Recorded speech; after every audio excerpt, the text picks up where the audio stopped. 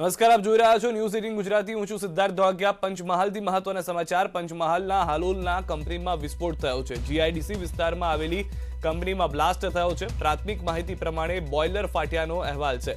ઘટનામાં 2 થી 3 કર્મચારીઓ ગંભીર રીતે દાઝ્યા છે।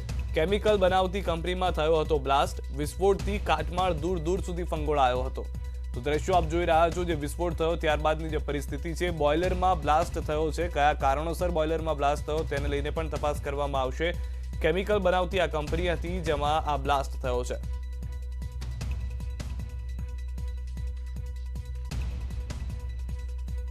તો બ્લાસ્ટ એટલો ભયંકર હતો કે 3 કર્મચારી પણ દાઝી ગયા છે, જેઓને સારવાર માટે ખસેડવામાં આવ્યા છે। સાથે જ જે કાટમાળ છે તે દૂર દૂર સુધી પહોંચી ગયો હતો। અનેક લોકો ત્યાંથી પસાર થઈ રહ્યા હતા, તેઓના જીવ બચી ગયા છે। કારણ કે જ્યારે બોઇલર બ્લાસ્ટ થયું તો મોટાભાગના જે કાટમાળ હતો તે હવામાં ઉડતો જોવા મળ્યો અને આસપાસની ફેક્ટરીઝમાં, કંપનીમાં જઈને પડ્યો હતો। 3 કર્મચારીઓ બોઇલર ફાટવાને કારણે દાઝી ગયા છે, જેઓને સારવાર માટે તુરંત ખસેડવામાં આવ્યા છે।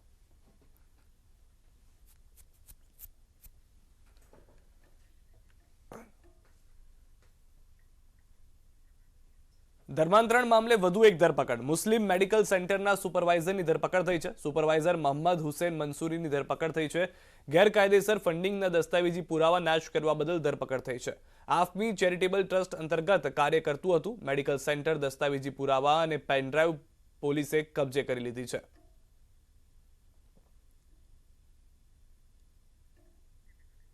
તો જબરદસ્તી ધર્માંતરણ કેસમાં વડોદરા પોલીસ ટૂંક સમયમાં જ મુખ્ય આરોપી ઉમર ગૌતમ તથા સલાઉદ્દીન શેખના ટ્રાન્ઝિટ રિમાન્ડ મેળવશે। અત્યાર સુધીની તપાસમાં ધર્મ પરિવર્તન અને દેશમાં હિંસા ફેલાવવાના સમગ્ર નેટવર્કનો પર્દાફાશ થયો છે। વિદેશથી મળતા ફંડનો ઉપયોગ સલાઉદ્દીન સરકાર વિરુદ્ધ આંદોલનનો હિંસા અને જબરજસ્તી ધર્માંતરણ પાછળ કરતો। દિલ્હીમાં મહિનાઓ સુધી ચાલેલા CAA વિરોધી આંદોલનને પણ સલાઉદ્દીન જ ફંડ આપતો હતો। ઉપરાંત આરોપીઓએ 103 મસ્જિદ બનાવવા 7.5 કરોડ રૂપિયા આપ્યા હતા। આ કેસમાં 3 આરોપીઓના નામ ખુલ્યા। આ આરોપીઓના જમ્મુ કાશ્મીર, સુરત, ભરૂચના લોકો સાથે પણ હતા સંપર્ક। વડોદરા પોલીસ હવે 3 સપ્ટેમ્બરે યુપીથી આરોપીને ધરપકડ વોરંટથી લાવશે। के बगैर पेमेंट नहीं हो सकती थी, तो ट्रस्ट में से कैश निकालने के लिए सप्लायर से बोगस बिल लिए गए। सप्लायर को चेक दिया गया और सप्लायर ने बोगस बिल बना के कैश सलाउद्दीन को वापस दे दिया गया। वो पैसे सरकार के विरुद्ध CAA के एजिटेशन की फंडिंग के लिए और उसके बाद कम्युनल दंगों में पकड़ाए गए आरोपियों को छुड़वाने के लिए यूज हुए हैं। પાટણમાં આંગળિયા પેઢીમાં લૂંટની ઘટના। હારીજની બજારમાં MP આંગળિયા પેઢીમાં લૂંટની ઘટના ઘટી છે। 5 લૂંટારુઓએ બંદૂકની અણીએ લૂંટ કરી છે। પેઢીના કર્મચારીઓ સાથે મારામારી કરી લૂંટ ચલાવાઈ છે। અંદાજિત 7 લાખ રૂપિયાની રોકડની લૂંટ થઈ છે। આંગળિયા પેઢીની લૂંટ CCTVમાં કેદ થઈ છે। લૂંટારુઓએ મોઢા પર રૂમાલ બાંધીને આવ્યા હતા। ઓળખ ન થઈ શકે તે માટે આ 5 લૂંટારુઓએ બંદૂકની અણી પર લૂંટ કરી છે। આંગળિયા પેઢીના કર્મચારીઓને પણ માર મારવામાં આવ્યો હતો અને અંદાજિત 5 લાખ રૂપિયા જેટલા લૂંટ કરવામાં આવી છે।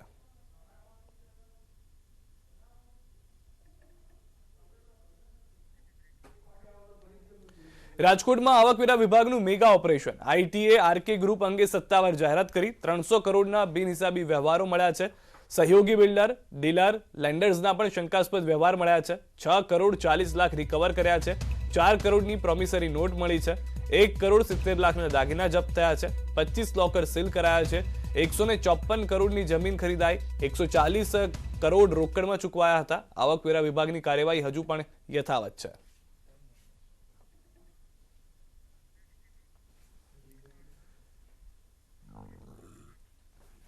રાજ્યમાં મેઘરાજા ખેડૂતોથી રિસાઈ ગયા હોય તેવી સ્થિતિ સર્જાઈ છે। સમગ્ર રાજ્ય સહિત પાટણમાં પણ ખેડૂતોની સ્થિતિ દયનીય બની છે।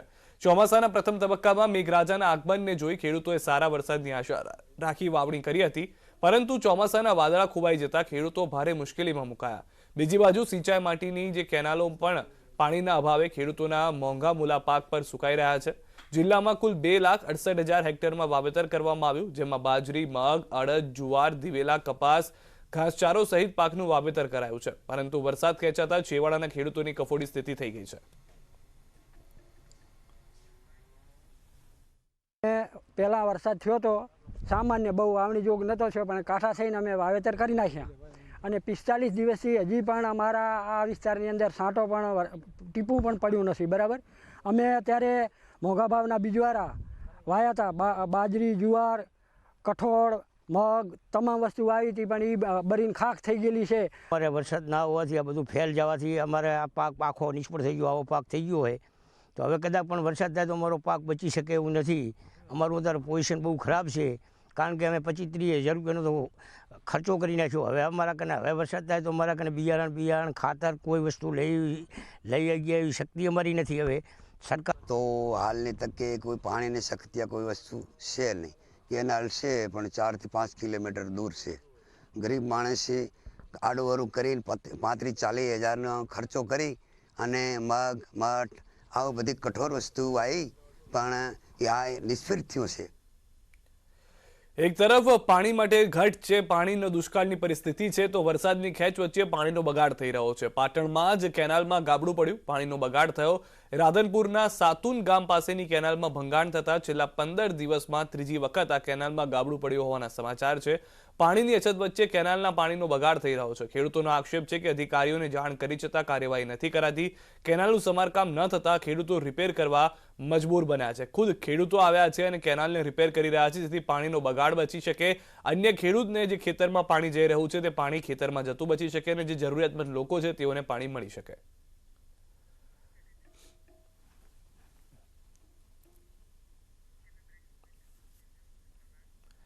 સરદાર સરોવર નર્મદા ડેમની સપાટીમાં વધારો થયો છે. ઉપરવાસમાંથી 27,177 ક્યુસેક પાણીની આવક થઈ છે. 24 કલાકમાં ડેમની સપાટીમાં 27 સેન્ટીમીટરનો વધારો થયો છે. હાલ નર્મદા ડેમની સપાટી 115.95 મીટર છે. મેઇન કેનાલમાં 13,124 ક્યુસેક પાણી છોડાયું છે. હાલ ડેમમાં 4,339 MCM પાણીનો જથ્થો ઉપલબ્ધ છે.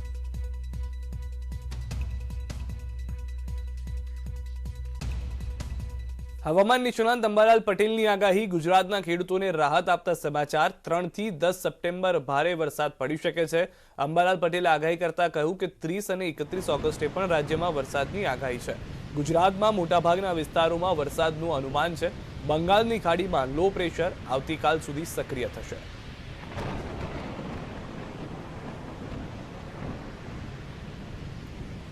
ખેડૂતો જે રાહ જોઈ રહ્યા છે વરસાદની, તે 3 થી 10 સપ્ટેમ્બરની વચ્ચે રાજ્યમાં જોવા મળી શકે છે. બંગાળની ખાડીમાં જે પ્રેશર સક્રિય થયું છે તેની અસર ગુજરાતમાં થશે સપ્ટેમ્બર મહિનામાં.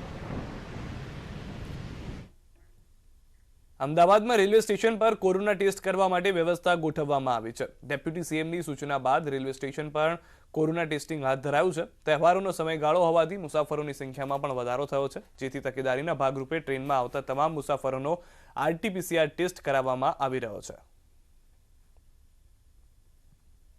કોરોનાની ત્રીજી લહેરની સંભાવના વ્યક્ત કરવામાં આવી છે અને તેને લઈને જ હેલ્થ વિભાગ પણ ચિંતિત બન્યું છે. ડેપ્યુટી સીએમ દ્વારા આદેશ કરવામાં આવ્યા હતા કે દક્ષિણ સાઈડ તરફથી જે આવે છે ટ્રેનો, તેના પ્રવાસીઓનું ટેસ્ટિંગ કરવામાં આવે. ત્યારે આપ જોઈ શકો છો કે રેલવે સ્ટેશન ઉપર ખૂબ જ પ્રવાસીઓની અવરજવર થતી હોય છે. ત્યારે પ્રવાસીઓ જે આવી રહ્યા છે ટ્રેનમાં, તેના RT-PCR ટેસ્ટ છે તે કરવામાં આવી રહ્યા છે. આદેશ બાદ છે સૂચનાનું પાલન છે તે કરવામાં આવી રહ્યું છે. રેલવે સ્ટેશન છે કાલુપુર રેલવે સ્ટેશન ઉપર, અને જે પ્લેટફોર્મ 1 નંબર ઉપર 4 જેટલી ટીમને તૈનાત કરવામાં આવી છે કે જે પ્રવાસીઓ આવે છે તેના RT-PCR ટેસ્ટ કરવામાં આવે છે, અને જે RT-PCR ટેસ્ટ કર્યા બાદ પોઝિટિવ આવે છે તો તેને સારવાર પણ આપવામાં આવી રહી છે, અને સાથે સાથે નેગેટિવ આવે છે તે લોકોને જવા દેવામાં આવી રહ્યા છે. આ વ્યવસ્થા કરી દેવામાં આવી છે કારણ કે તહેવારોનો સમય છે અને ખૂબ જ મોટી સંખ્યામાં પ્રવાસીઓની અવરજવર થઈ રહી છે. ત્યારે સંક્રમણ ન વધે તે માટે પહેલેથી તકેદારી રાખવામાં આવી રહી છે. કેમેરામેન અમિત શર્મા સાથે વિભુ પટેલ, ન્યૂઝ 18 ગુજરાતી, અમદાવાદ. કોંગ્રેસ પ્રવક્તા મનીષ દોશીએ ધોરણ 9ના ગુજરાતીના પાઠ્યપુસ્તકમાં ઝવેરચંદ મેઘાણીની જન્મ તારીખ ખોટી હોવાનો આક્ષેપ કર્યો છે. 28 ઓગસ્ટના બદલે પુસ્તકમાં 17 ઓગસ્ટ લખાઈ હોવાનો દાવો કર્યો. રાજ્ય સરકાર રાષ્ટ્રીય શાયર ઝવેરચંદ મેઘાણીની જન્મ જયંતિની ઉજવણી કરી રહી છે, ત્યાં બીજી બાજુ કોંગ્રેસે રાજ્ય પાઠ્યપુસ્તક મંડળ દ્વારા ક્ષતિ અને ભૂલ ભરેલી માહિતીવાળા પુસ્તકો છાપવાનો આક્ષેપ કર્યો છે. દોશીએ કહ્યું કે સરકારના ખાતાને જ ખબર નથી ઝવેરચંદ મેઘાણીની જન્મ તારીખ શું છે, અને સરકાર ખોટા ખર્ચા કરી મોટા કાર્યક્રમો કરે છે.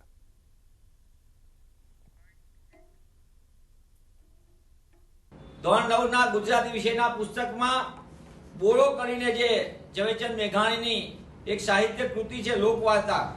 આ લોકવાર્તા 150 નંબરના પાના પર, જેમાં ઝવેરચંદ મેઘાણીજીની જન્મ તારીખ જ સાચી નથી દેખાઈ. શુક્રવારે ગાંધીનગરમાં સ્થિત ભારત માતા મંદિરમાં મૂર્તિની પ્રાણ પ્રતિષ્ઠા પ્રસંગે નાયબ મુખ્યમંત્રી નીતિનભાઈ પટેલે આપેલા નિવેદનો ચર્ચાનું કેન્દ્ર બન્યા. વિશ્વ હિન્દુ પરિષદ દ્વારા આયોજિત આ કાર્યક્રમમાં ગૃહ રાજ્યમંત્રી પ્રદીપસિંહ ઉપરાંત વિશ્વ હિન્દુ પરિષદ તથા રાષ્ટ્રીય સ્વયંસેવક સંઘના નેતાઓ ઉપસ્થિત રહ્યા. કાર્યક્રમમાં સંબોધન કરતા નાયબ મુખ્યમંત્રી પોતાના જાણીતા અંદાજમાં જોવા મળ્યા અને હાલ અફઘાનિસ્તાનમાં ઊભી થયેલી સ્થિતિ અને આતંકવાદ પર ધારદાર પ્રહાર કર્યા. સાથે જ તેમણે દેશમાં બંધારણ અને બિન સાંપ્રદાયિકતાની વાતો કરનારા લોકો પર પણ નિશાન સાધ્યું. એ ભુટ્ટો એ વખત એવું બોલેલો કે અમે પાકિસ્તાનીઓ ભૂખ્યા મરી જઈશું, પણ અણુબોમ્બ બનાવ્યા વગર નહીં રહીએ. પણ આ તો બધા એવા છે કે એ જ ભુટ્ટોને એના જ લોકોએ ફાંસીએ લબડાવી દીધો. એટલે આ તો બધું પૂરું થવાનું છે, તમે કોઈ ચિંતા ના કરતા. આ કાલથી ચાલુ થઈ ગયું છે. ધડાકા થયા, રાત્રે સવારે થયા, આનો અંત જ નથી. રાક્ષસો જ મારે. પૂરું થવાનું સમજી લેજો. આપણે તો આપણી તૈયારી રાખવાની. એમની મસ્જિદ હોય, એમના ધર્મના લોકો નમાજ પડતા હોય, અને આ લોકો કેટલી વિચારસરણી નબળી કે એમના લોકો નમાજ પડતા હોય ત્યાં બોમ્બ ધડાકા કરે. અફઘાનિસ્તાનમાં છેલ્લો બનાવ બન્યો. મુસ્લિમ બાળકો, કુમળા બાળકો સ્કૂલમાં ભણતા હતા, એ સ્કૂલની બહાર બોમ્બ ધડાકો કર્યો અને 20-25 છોકરાઓ, જે મુસ્લિમ છોકરાઓ, નાદાન બાળકો, એમનું મૃત્યુ થયું. એટલે આપણે જે કાયમ કહીએ છીએ કે આતંકવાદીઓને, દેશદ્રોહીઓને, ગુંડાઓને કોઈ જ્ઞાતિ, જાતિ, ધર્મ ના ભેદભાવ નથી. આ દુનિયામાં જ્યાં લડાઈ ચાલે છે, હું કોઈની ટીકા કરવા નથી કહેતો, એક રાજકીય વિશ્લેષક તરીકે કહું છું કે ઈરાકની લડાઈ થઈ, સદ્દામ હુસેનની સ્થિતિ થઈ, તો આપણે ક્યાં હતા ભારતવાળા, RSS વાળા ક્યાં ગયેલા? આ વિશ્વ હિન્દુ પરિષદ વાળા આપણે કોઈ ગયા હતા? અંદર જ પૂરા થઈ ગયા બધા. જ્યાં સુધી આ દેશમાં હિન્દુઓની બહુમતી છે ત્યાં સુધી જ બંધારણ, ત્યાં સુધી જ કાયદો, ત્યાં સુધી જ બિન સાંપ્રદાયિકતા આ વાતો કરનારા કરશે. ના કરે ભગવાન, અને 1000-2000 વર્ષે હિન્દુઓની સંખ્યા ઘટી, બીજા લોકો વધ્યા. એ દાડે કોઈ કોર્ટ કચેરી નહીં, કોઈ લોકસભા નહીં, કોઈ બંધારણ નહીં, કોઈ બિન સાંપ્રદાયિકતા નહીં. બધું હવામાં અને દફનાઈ દેશે. કશું નહીં રે. આ તો ઓછા છે, લઘુમતીમાં છે. બધાની વાત નથી કરતો, હું એ પણ સ્પષ્ટતા કરી લઉં. હજારો મુસ્લિમો દેશભક્ત છે, લાખો મુસ્લિમો દેશભક્ત છે, લાખો ખ્રિસ્તીઓ દેશભક્ત છે. સમાચારોમાં હાલ રોકાઈશું એક વિરામ માટે. આપ જોડાયેલા રહો ન્યૂઝ 18 ગુજરાતી સાથે. વિરામ આપનું સ્વાગત છે. તહેવારો સમયે રાજકોટમાં સિંગતેલનો ખેલ. સિંગતેલના ભાવમાં વધુ 10 રૂપિયાનો વધારો થયો છે. 2 દિવસમાં સિંગતેલના ભાવમાં 20 રૂપિયા વધ્યા છે. લૂઝ સિંગતેલના 10 કિલોના 1540 થી વધી 1550 થયા. 15 કિલોના ડબ્બાનો ભાવ પણ વધ્યો. 2490 થી 2530 વચ્ચેનો ભાવ, જે વધીને 2500 થી 2540 રૂપિયા થયા. ભાવ વધારા અંગે વેપારીઓનું તર્ક, સ્થાનિક બજારમાં કાચા માલની અછતથી ભાવમાં વધારો થયો છે.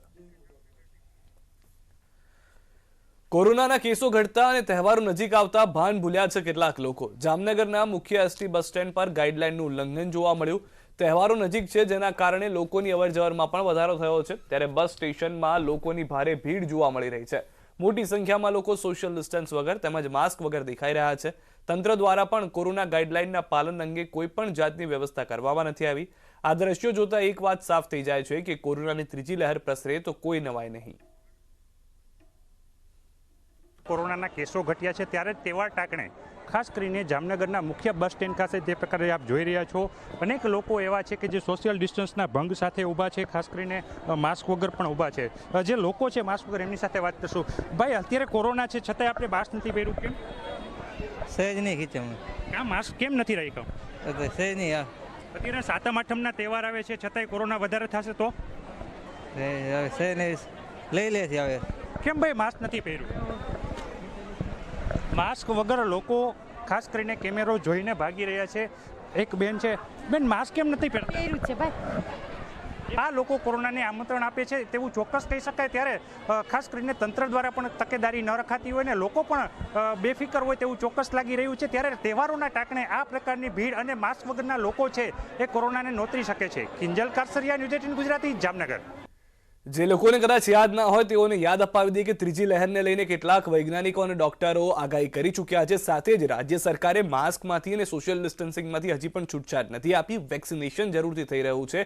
આપ સહકાર આપો સોશિયલ ડિસ્ટન્સિંગ અને માસ્ક સાથે, જેથી ત્રીજી લહેરથી બચી શકાય. અને સમાચાર પર નજર કરીએ. દ્વારકામાં જન્માષ્ટમી પર્વની તૈયારીઓ હવે પૂર્ણતાને આરે છે.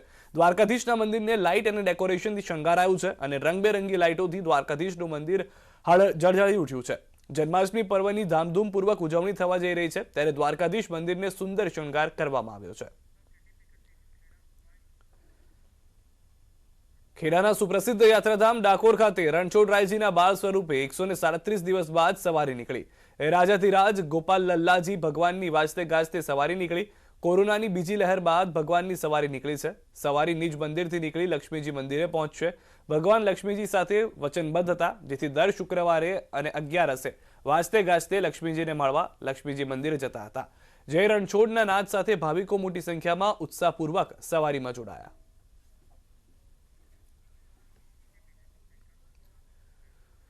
રાજકોટમાં રહેતા દિનેશભાઈ બંગાળી છેલ્લા 30 વર્ષથી જુદી જુદી મૂર્તિઓ બનાવી રહ્યા છે. ગણેશોત્સવના પર્વને હવે ગણતરીના જ દિવસો બાકી રહ્યા છે, ત્યારે દિનેશભાઈ બાપાની મૂર્તિ બનાવવા લાગી ગયા છે. સરકારના આદેશ બાદ તેમણે મૂર્તિ બનાવવાનું શરૂ કર્યું. દર વર્ષે 600 થી 700 મૂર્તિ બનાવતા દિનેશભાઈ આ વખતે ફક્ત 70 મૂર્તિ જ બનાવી શક્યા છે. વધતા પ્રદૂષણને ધ્યાનમાં રાખી દિનેશભાઈ પીઓપી મૂર્તિની જગ્યાએ ઇકો ફ્રેન્ડલી મૂર્તિ બનાવી રહ્યા છે. કોરોના કાળમાં મૂર્તિઓનું વેચાણ ઓછું થયાનું પણ દિનેશભાઈએ જણાવ્યું. સતત બીજા વર્ષે મૂર્તિકારોને ફટકો પડી રહ્યો છે. કોરોનામાં તો બહુ પોઝિશન ખરાબ હતો. 2 વર્ષથી જેટલું લોકડાઉનમાં ઘરમાં બેઠા તો ગયા વર્ષે પણ કામ નથી. આ વર્ષે તો છેલ્લામાં પરમિશન મળ્યા એટલે કામ ચાલુ થયું. કમસે કમ 500 થી 600 કરું, પણ આ વખતે છેલ્લામાં 15-20 દિવસ પહેલાં કામ ચાલુ કર્યું એટલે 70-80 નંગ જેટલું બનાવ્યું ખાલી. વ્યારાના બોરખડી ગામની સખી મંડળની આદિવાસી બહેનોએ નારિયેળીના રેસામાંથી ઇકો ફ્રેન્ડલી ગણેશજીની મૂર્તિઓ બનાવી છે. આ મહિલાઓ કૃષિ વિજ્ઞાન થકી તાલીમ મેળવીને નારિયેળીના રેસામાંથી વિવિધ ચીજવસ્તુઓ બનાવી રહી છે.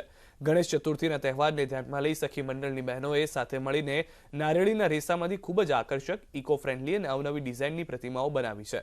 ગણેશ ભક્તોને ખૂબ જ આકર્ષિત કરી રહી છે. ગણેશજીની મૂર્તિ બનાવી તેનું વેચાણ કરી અન્ય લોકોને તાલીમ આપીને તેમનામાંથી આવક મેળવવા સખી મંડળની બહેનો સતત પ્રયત્નશીલ છે. કૃષિ વિજ્ઞાન કેન્દ્ર વ્યારાના સહયોગથી અમે નારિયેળના રેસામાંથી આર્ટિકલ્સ બનાવવાની 30 દિવસની તાલીમ લીધી. 30 દિવસની તાલીમ લીધા બાદ અમે કૃષિ વિજ્ઞાન કેન્દ્રના વડા ડૉક્ટર CD પંડ્યા સાહેબ અને ગૃહ વિજ્ઞાનના વૈજ્ઞાનિક ડો આરતીબેન સોનીના સાથ સહકારથી અમે ગૃહ ઉદ્યોગ ચાલુ કર્યું. હાલ કોરોના મહામારી ચાલતી હોવાથી અમે નારિયેળના રેસામાંથી ગણેશજીની પ્રતિમાઓ બનાવવાનો વિચાર કર્યો અને વેચાણ પણ કરવાના છીએ. આ વર્ષે ગણેશ મહોત્સવ આવી રહ્યો હોવાથી અમે નાની મોટી મૂર્તિઓ બનાવેલી છે જે વેચાણ માટે છે. જો સરકારશ્રી અમને એવો સ્ટોલ કે જગ્યા નક્કી કરી આપે તો ત્યાં જઈ અમે મૂર્તિઓનું વેચાણ કરીશું. ને તે પછી અમે અલગ અલગ આર્ટિકલ્સ બનાવીએ છીએ અને નાના મોટા હાટ બજારમાં વેચાણ કરીએ છીએ. તો આ સાલ અમે એવું વિચાર્યું કે ગણેશજીની મૂર્તિ બનાવીએ, જેથી ઓછા પાણીમાં વિસર્જન થાય અને પ્રદૂષણ પણ ના ફેલાય. સાળંગપુર હનુમાનજી મંદિર ખાતે રાજ્યમાં પ્રથમવાર યોજાનાર 3 દિવસીય સશસ્ત્ર કળશ મહોત્સવનો અભિષેક જળયાત્રા સાથે પ્રારંભ કરાયો. પ્રથમ દિવસે નારાયણકુંડ ખાતે 1000 મહિલાઓ દ્વારા ભવ્ય કળશ જળયાત્રા કાઢવામાં આવી. ગજરાજ અને ઢોલ નગારા સાથે આ યાત્રા કરવામાં આવી. ઢોલના તાલ સાથે લોકો પણ આનંદ માણતા જોવા મળ્યા. સશસ્ત્ર કળશ અભિષેક મહોત્સવ માટે એવું માનવામાં આવે છે કે હનુમાનજીની સ્થાપના બાદ અત્યાર સુધીમાં જો ભૂલથી પણ કોઈ દોષ થયો હોય તો આ અભિષેકથી દૂર થાય છે. આ ભાવ સાથે મહોત્સવના પ્રથમ દિવસે ભવ્ય કળશ યાત્રા કરવામાં આવી. ભવ્યાતિ ભવ્ય 1001 કળશની ભવ્ય નગર યાત્રા, શોભાયાત્રા, સરસ મજાના દાદા સહિત હજારો હરિભક્તો, કેટલાય સંતોએ સહિત દાદાના દરબાર સુધી આ જળ લઈ જવામાં આવ્યું છે. આ જળથી 2 દિવસ પછી એટલે રવિવારના દિવસે સવારથી સાંજ સુધી દાદાનો મહાભિષેક થાય. આજે બોટાદ જિલ્લાનું સાળંગપુર હનુમાનજી ધામ છે અને ગુજરાતમાં બહુ પ્રખ્યાત છે. ત્યાં આપણે નારાયણકુંડથી 1008 કળશ યાત્રાનો પ્રારંભ થયો હતો અને આપણે હનુમાનજીના મંદિરમાં ત્યાં એક યજ્ઞ છે 500 વર્ષ પહેલાં આ યજ્ઞ થયેલો. અત્યારે ગુજરાતમાં પ્રથમ વખત આ યજ્ઞ થઈ રહ્યો છે.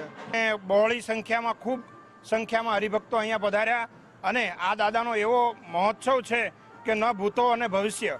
અને અત્યારે હું એવું માનું છું કે ગુજરાતમાં 500 વર્ષ પહેલાં પણ આવો મેં એવું સાંભળ્યું નથી કે 1000 કળશનો મહાઅભિષેક હોય. ગણેશ મહોત્સવને લઈને પ્રતિમાઓની તૈયારીઓ કરવામાં કારીગરો વ્યસ્ત થઈ ગયા છે. બડોલીની મહિલાઓ ગૃહ ઉદ્યોગ દ્વારા ઇકો ફ્રેન્ડલી ગણપતિની મૂર્તિ બનાવે છે. તેની માંગ મોટા શહેરોમાં છે.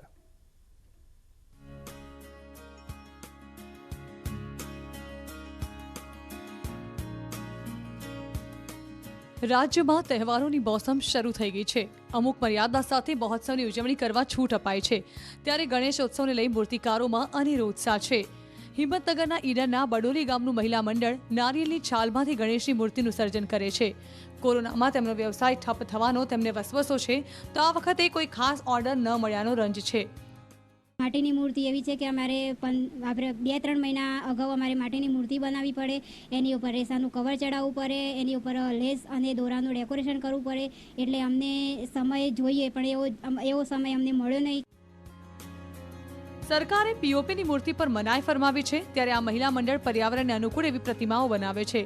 ગુજરાતના મોટા શહેરોની સાથે જ નાગપુર સુધી આ મહિલાઓની મૂર્તિ જાય છે. સરકાર તરફ મોડો આદેશ કરાતા આ વર્ષે ધંધામાં ભારે નુકસાની વેઠવી પડી છે. ઓર્ડર લેટ મળ્યો તો અમારા ગ્રાહકો અહીંયા છેલ્લા 13 વર્ષથી અમે ગણેશજીની મૂર્તિઓ બનાવીએ છીએ. તો ઓર્ડર અલગ અલગ મંડળોને અમે ટોટલી મંડળોને અમે અહીંયા પ્રતિમા પૂરી પાડી શકતા નથી, જે અમને નુકસાન જ છે. ઇકો ફ્રેન્ડલી પ્રતિમાઓની માંગ વધુ છે. પાછલા 2 વર્ષથી મૃતપાય થયેલા વ્યવસાયને આ વર્ષે સંજીવની મળી છે. મહિલાઓ દિવસ રાત મૂર્તિઓ બનાવવામાં લાગી ગઈ છે. આ વર્ષે વેપાર ઓછો થશે તેનો અફસોસ છે, પણ ધંધા શરૂ થયા તેની ખુશી સ્પષ્ટ દેખાય છે. ઈશાન પરમાર, ન્યૂઝ 18 ગુજરાતી, બરડોલી, ઈડર, સાબરકાંઠા. અમદાવાદની પીરાણા ડમ્પિંગ સાઇટ પર થોડા સમય બાદ ઓક્સિજન પાર્ક જોવા મળશે. આ માટે કચરો દૂર કરવાનું અને વૃક્ષારોપણનું કાર્ય પૂરજોશમાં ચાલી રહ્યું છે. અમદાવાદની પીરાણા ડમ્પિંગ સાઇટના એક બાદ એક કચરાના પહાડ લુપ્ત થઈ રહ્યા છે. તેનું કારણ છે કચરાનું બાયોમાઇનિંગ, જેમાં મશીનોની મદદથી પ્લાસ્ટિકનો કચરો દૂર કરી જમીન ખુલ્લી કરી તેના પર જાપાની મિયાવાકી પદ્ધતિથી ઓક્સિજન પાર્ક તૈયાર થઈ રહ્યો છે. જ્યાં અમદાવાદ શહેરનો કચરો ઠાલવવામાં આવે છે તે કચરાની જગ્યાને ખુલ્લી કરીને અહીં 1000થી પણ વધુ પ્રાથમિક તબકે વૃક્ષો છે તે પ્લાન્ટ કરવામાં આવી રહ્યા છે. તેની સુંદરતામાં અહીં વધારો કરવામાં આવી રહ્યો છે. નારોલ હાઈવે પરની પીરાણા ડમ્પિંગ સાઇટ 85 એકર જમીન રોકે છે. જો કે કચરાનું બાયોમાઇનિંગ કરીને અત્યાર સુધી 24 એકર જમીન ખુલ્લી કરાઈ છે. સમાચારોમાં અત્યારે બસ આટલું. દેશ પ્રદેશની તમામ ખબરો માટે આપ જોડાયેલા રહો ન્યૂઝ 18 ગુજરાતી સાથે.